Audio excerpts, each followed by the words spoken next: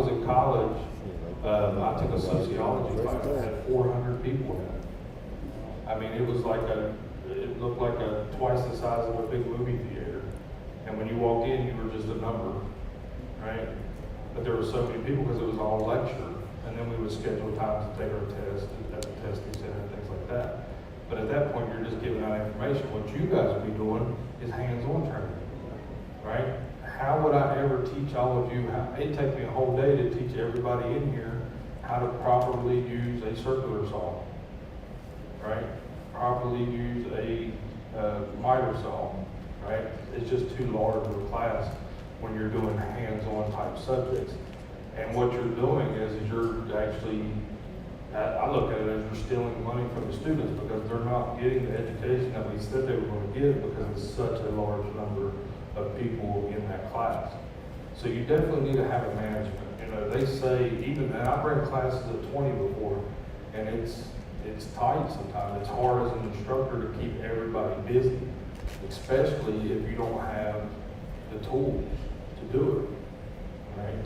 So if you walk into my shop now, down on our Osceola campus, we have about 12 circular saws, right? I have 6 chop saws, right? And we had to, over time, build up that inventory of tools because even with a class of 12, if I only have one circular saw, I've got them broke up into 2 groups of 6, right?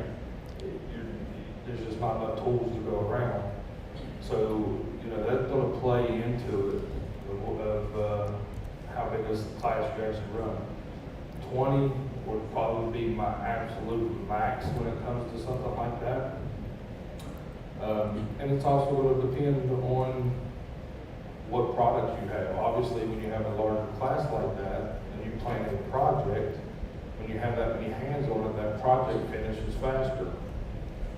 So now I have to spend more money on material to keep them busy throughout the entire program.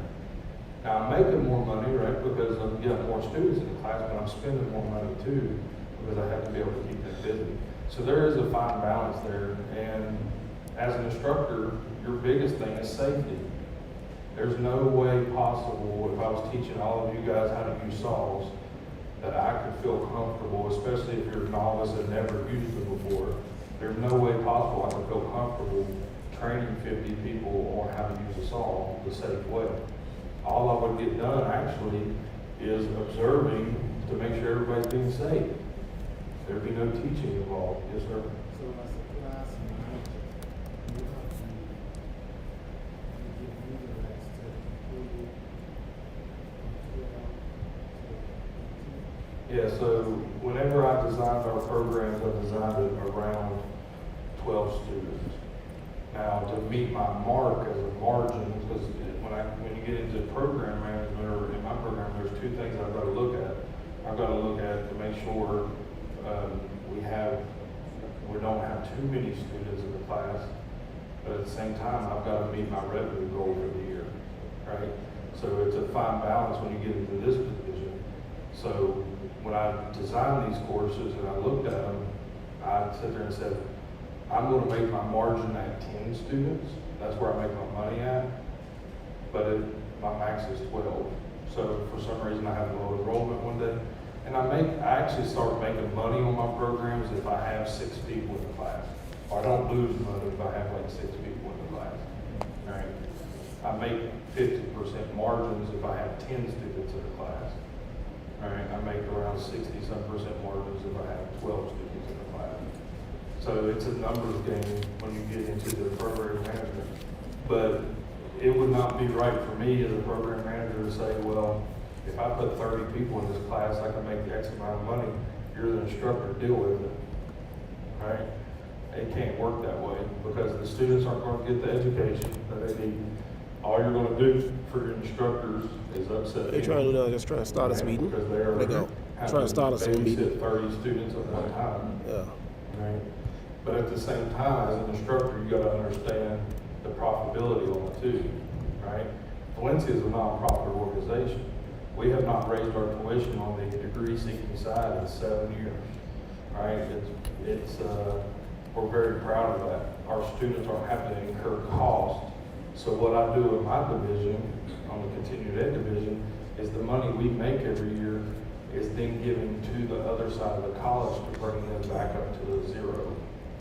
And if there's any money left over after that, that's when we buy our simulators, we buy pieces of equipment, things like that, right?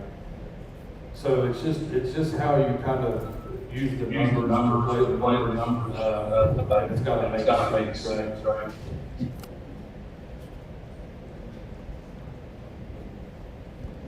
So it just depends on all that. But you got to find out what you're more comfortable doing. If you have the space, right, and you do run a large class, for instance, my lineman class, we have 16 students is my max I put in that class. If I only have 8 people registered for that class, I only use 1 instructor.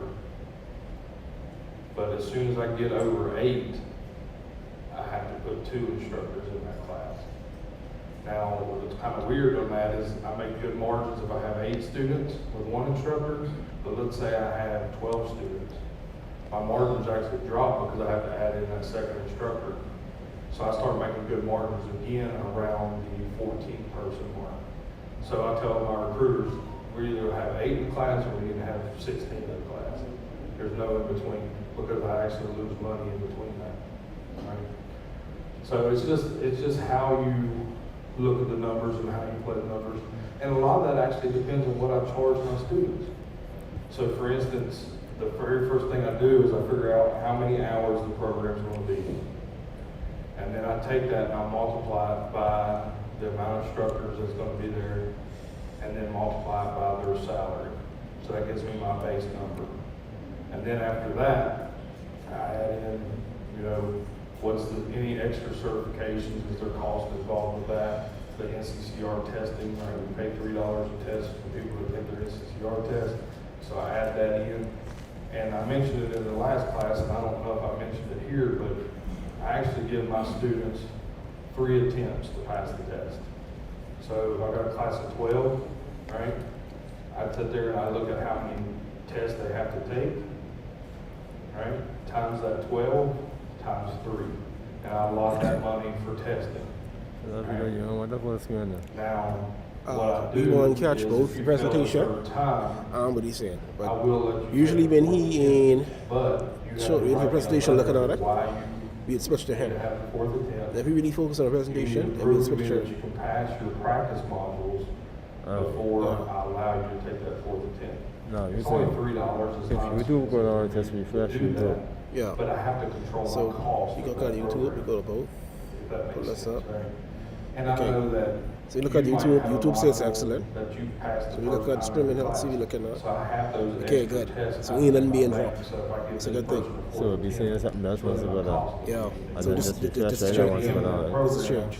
I then take and look at my cost of everything in that program, and I actually get. So let's take a look at some of those.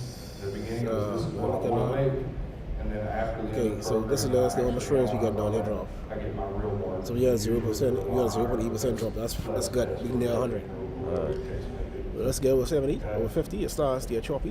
It starts a Real little. quick before we once they get start into the presentation, slides, just go I to have a couple CFP. questions Yeah. about the teach backs.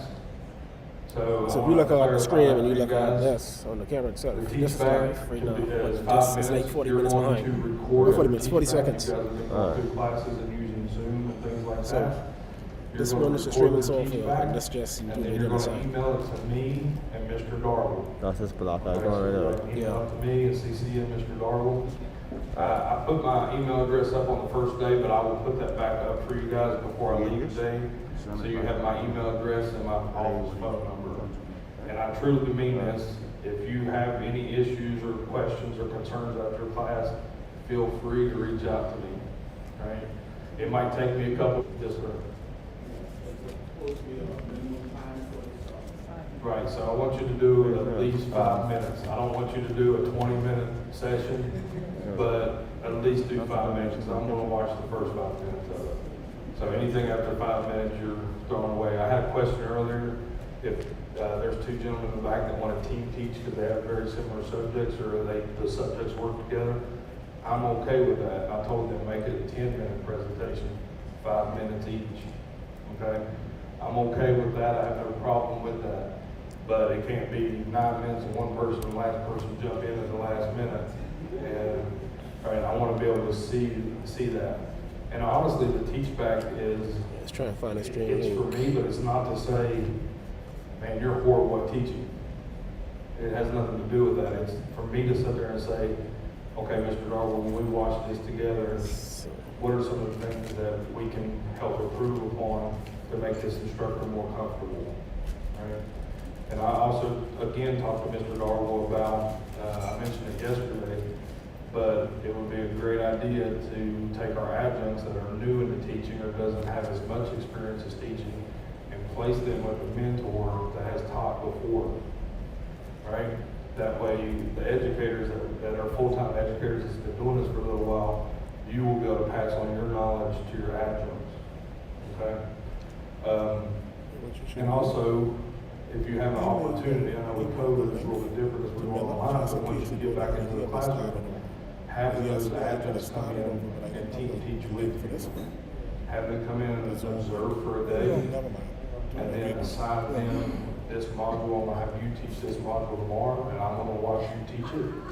And I'm just gonna take notes, and these are the things that I think you did very well, and these are the things that you can improve upon, right? And again, you have to be able to take that constructive criticism, right? Nobody here was born to come out of the womb being a teacher. Everybody learned their style of teaching, right? And if you aren't willing to change your style of teaching, right, it's probably time to get out, right? You need to be able to adapt. All right, so we'll go into this section, administration and classroom management.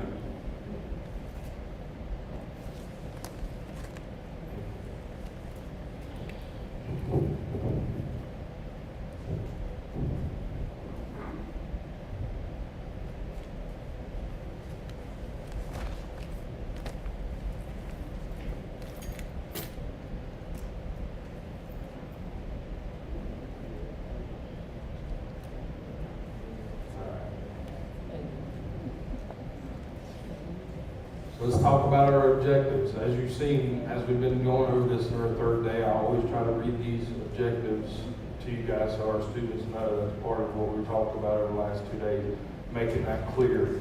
What am I going to get out of this? Remember, our older learners, they want to know why is this relevant to me. All right, so in this section here, we're going to talk about classroom management. We're going to describe how to prepare for and conduct a training session. Describe how to set up a classroom and prepare for instruction. Describe how to conduct the first class and identify ways to manage potential disruptions in the class. Benjamin Franklin quoted, said, "If you fail to plan, you plan to fail." And I really like that quote. And what that means is, some of you guys have never taught before. I told you the lesson plans. You can't just walk in there the first day and open your lesson plans and expect to be successful. You have to know your subject, right? Remember I told you, you can take notes and say, when I get to this slide, this is what I want to talk about. When I get to this slide, I'm going to do this activity. When I get to this slide, I'm going to show this video. And here's what's great about the NCCER. Because I know some of you guys have some great content in your programs already, and probably content in your programs already that are better than what NCCER provides. You can always add to that, right? You can add to these slides. The only thing you can't do is take away from them. But you can add videos, right? YouTube's a great tool, right? The one suggestion I have is if you're going to use a YouTube video, as an instructor, you need to watch that entire video, right? So sometimes things pop up, sometimes things don't. I had a student, he didn't like them. I said, you know what? That's up to you guys. You're more than welcome to change some videos. He's like, yeah. I was like, yeah, man, change them. So Well, she he said never she did it. So then class was getting started. Where's the video? Yeah, give her a call. Oh, you don't want to He just went through. So you found need one videos, technical people. titles of them, and added them So you in. need 2 years. So we're in class, Alright. Yeah. he goes to hit the video. So what happens when you need to go to the and bathroom? Someone still be, when you need to make a run, someone still be watching this. So I knew he didn't watch the video at all, let alone all the way through, right? And not only that, you want to watch those videos and you want to look for a couple different things. Right? If you're harping on them about safety, the last thing you want to do is show them a video of somebody not being safe. Right? The last thing you want to do is show them, you know, it's okay to show accident videos and things like that. I'm not saying that. We're not trying to scare them out of the industry, but it's okay to show them some of those videos. But you don't want to have somebody explaining to your students the proper use of a circular saw and they don't have safety glasses on. Or they're wearing gloves, right? We don't let our students wear gloves while they're using saws, right? We issue them a pair of gloves, but that is so they can move lumber around, not because they wear them while they're using saws, right? Because the saw can get tangled up in the blade and it can actually pull your hand into that saw blade.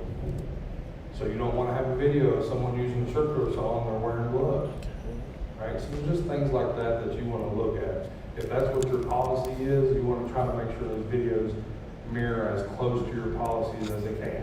Say you find a great video and you see something that's a safety concern, stop the video before you get to it. Say, or when they're doing it, stop and say, this right here, I would not recommend doing this. This is not safe. You know, he should have his safety glasses on, right?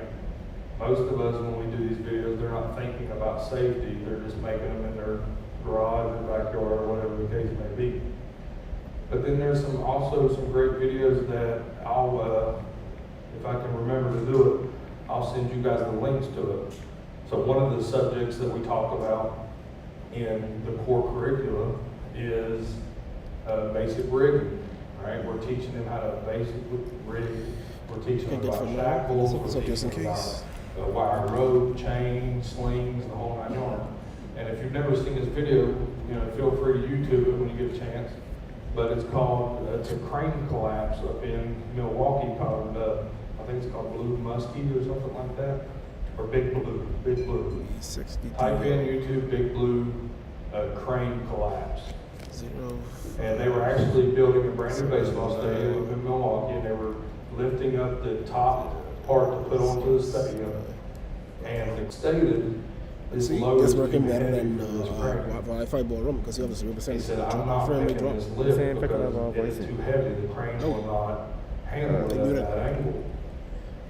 So he said he wasn't going to do it. The company said, fine, I'll find somebody else to do it.